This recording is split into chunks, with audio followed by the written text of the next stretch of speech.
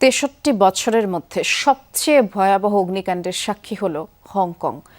৮ শতাধিক ফায়ার ফাইটারের নিরলস চেষ্টায় প্রায় ১৯ ঘণ্টা পর নিয়ন্ত্রণে এসেছে উত্তরাঞ্চলীয় তাইপো ডিস্ট্রিক্টের হাউজিং কমপ্লেক্সে লাগা আগুন। এরই মধ্যে ভয়াবহ এই দুর্ঘটনা কেড়ে নিয়েছে ৫৫টি প্রাণ। এখনও ২৭৯ জন নিখোঁজ। আগুন নিয়ন্ত্রণে আসায় নিখোঁজদের সন্ধানে তল্লাশি শুরু হয়েছে। ভবনে দাহ্য পদার্থ রাখার অভিযোগে কনস্ট্রাকশন কোম্পানির ৩ কর্মকর্তাকে আটক করা হয়েছে। বুধবার স্থানীয় সময় বিকাল ৩টায় সূত্রপাত। এরপর টানা প্রায় ১৯ ঘণ্টা জ্বলেছে হংকংয়ের তাইপো ডিস্ট্রিক্টের ওয়াংফু কোর্ট হাউজিং কমপ্লেক্সে লাগা আগুন। ৮টি ব্লকে প্রায় ২,০০০ ফ্ল্যাট রয়েছে ওই কমপ্লেক্সে। কিছুই যেন আর অবশিষ্ট নেই।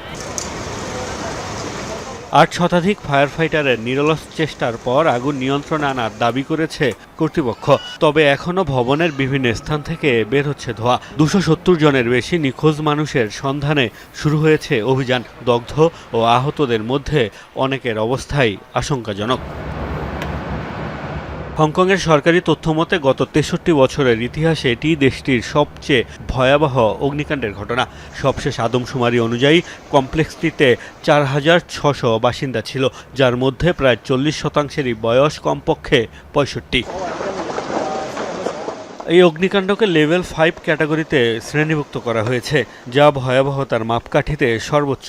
ভবনের চারপাশে নির্মাণ শ্রমিকদের কাজের জন্য বাঁশের মাচা তৈরি করা হয়েছিল। এতেই আগুন দ্রুত ছড়িয়ে পড়ে ভয়াবহ রূপ নিয়েছে। এছাড়াও ভবনের জানালাগুলোতে অত্যন্ত দাহ্য পদার্থের অস্বাভাবিক উপস্থিতি পাওয়ার দাবি করেছে ফায়ার সার্ভিসের কর্মকর্তারা। এর জেরে কনস্ট্রাকশন কোম্পানির ৩ কর্মকর্তাকে আটক করা হয়েছে।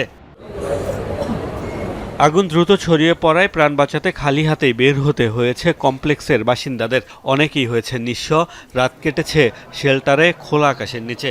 কেউ কেউ স্বজন প্রিয়জনদের খোঁজ না পাওয়ায় সময় কাটাচ্ছেন আতঙ্কে। আমরা ২০ বছরেরও বেশি সময় আগে এখানে ফ্ল্যাট কিনেছিলাম। নিজেদের সব জিনিসপত্র এই অ্যাপার্টমেন্টে ছিল। সব পুড়ে গেছে, কিছুই অবশিষ্ট নেই। যখন বাইরে হাঁটছিলাম দেখলাম ভবন আগুনে পুড়ে যাচ্ছে। বুঝে গেছি বাসায় আর ফিরতে পারবো না। আমার অনেক বন্ধু পরিচিত এই কমপ্লেক্সে বাস করে। তাদের অনেকের সাথে যোগাযোগ এখনো বিচ্ছিন্ন।